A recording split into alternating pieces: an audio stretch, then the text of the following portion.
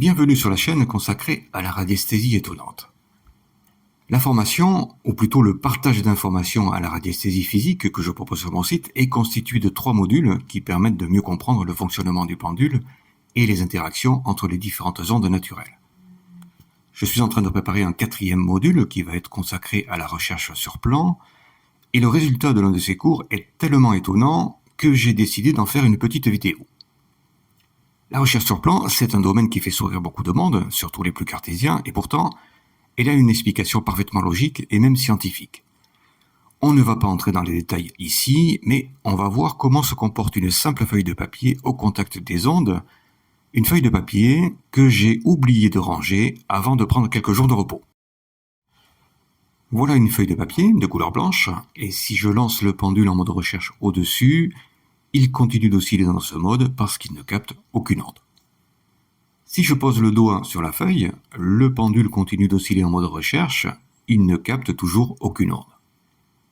Mais si je pose cette fois la main sur la feuille, le pendule change d'orientation, il oscille en direction est-ouest,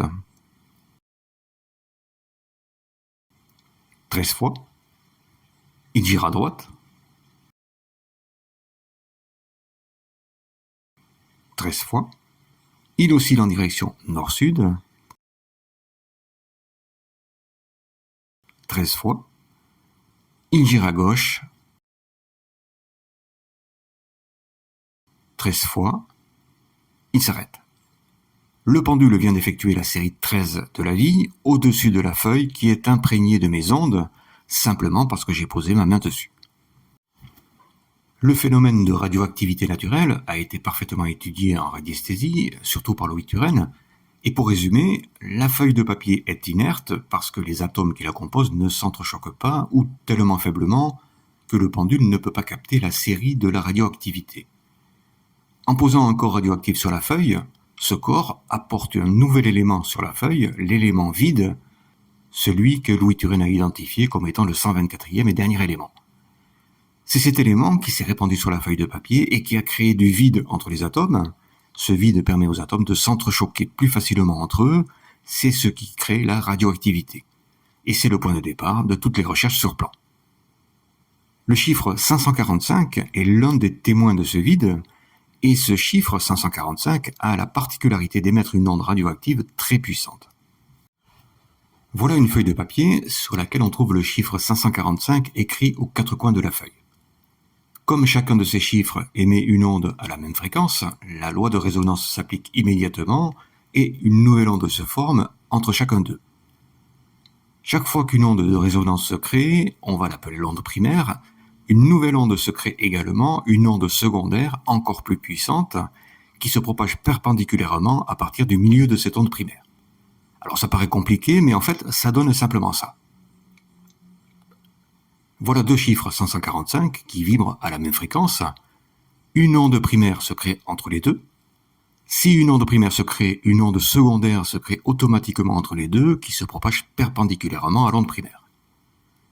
Chaque chiffre 545 entre en résonance avec le suivant. Une onde primaire se crée et une nouvelle onde secondaire se crée également. Lorsque les 4 chiffres sont entrés en résonance, les ondes primaires se transforment en une zone d'onde radioactive qui couvre la totalité de la surface de la feuille.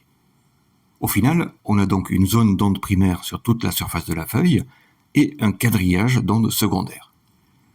Et au centre de la feuille, on trouve le croisement des ondes secondaires et on peut parfaitement imaginer que c'est l'endroit le plus radioactif.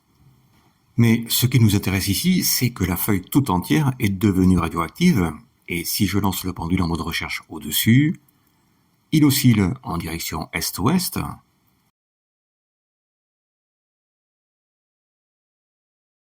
10 fois, il gire à droite, 10 fois, il oscille en direction nord-sud, 10 fois, il gire à gauche,